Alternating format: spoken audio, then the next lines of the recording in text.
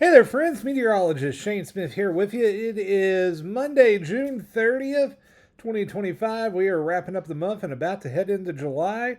And a cold front's going to bring us some changes to our weather starting tomorrow. Let's get right into it. You can see on Radar Omega tonight, we are tracking a few isolated showers and thunderstorms, mainly in northern Kentucky and off to the west of Paducah, and that storm coverage will increase a little bit tomorrow. That's because we've got a cold front currently stretching from Chicago back towards Oklahoma City.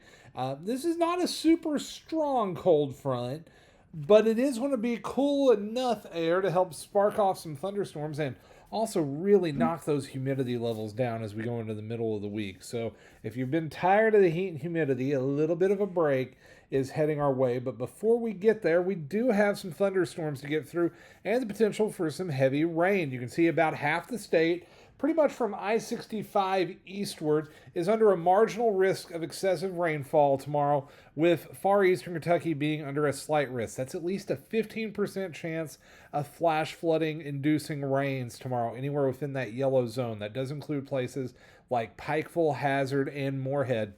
So just know any storm that does go up tomorrow will once again have heavy rain with it and could lead to some isolated flash flooding. I know we saw a little bit of that last week. It looks like that could still be in the cards again tomorrow. We'll just have to keep a close eye on it. Also, we have a marginal risk, 1 out of 5 on the severe weather scale, of severe weather tomorrow in pretty much that same zone, including Corbin, London, Williamsburg, Hazard, Middlesboro, Harlan, over towards Prestonsburg, Pikeville, up towards Paintsville, and Salyersville. So far eastern Kentucky under the gun for one or two of those storms sparking up over severe limits. We're not talking about a severe weather outbreak.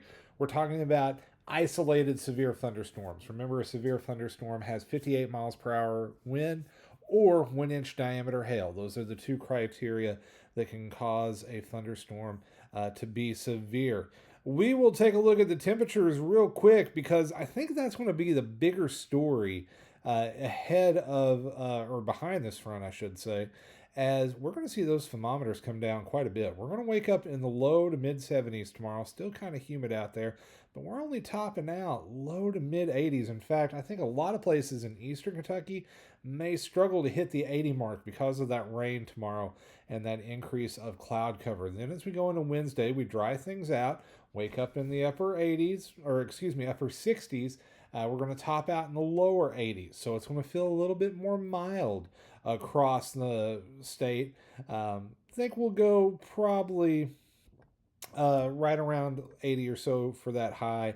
And then as we go on into Thursday, back to the mid 80s, and we'll be near 90 by Friday once again. So I don't think the heat's going to stay gone for too long.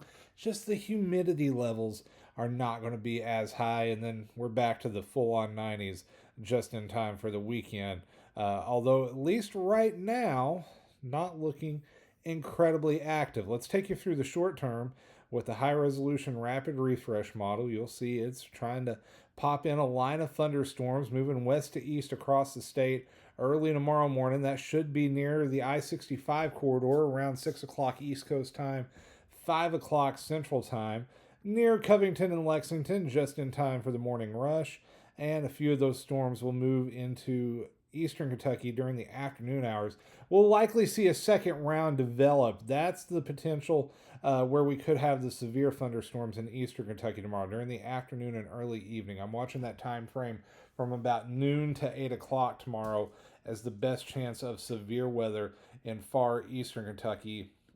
A lingering shower or two can't be ruled out early Wednesday, but I think most of that should move on out. Looking at the big picture as that front clears on out, you see high pressure going to move back in. That's going to dry things out for Wednesday, Thursday.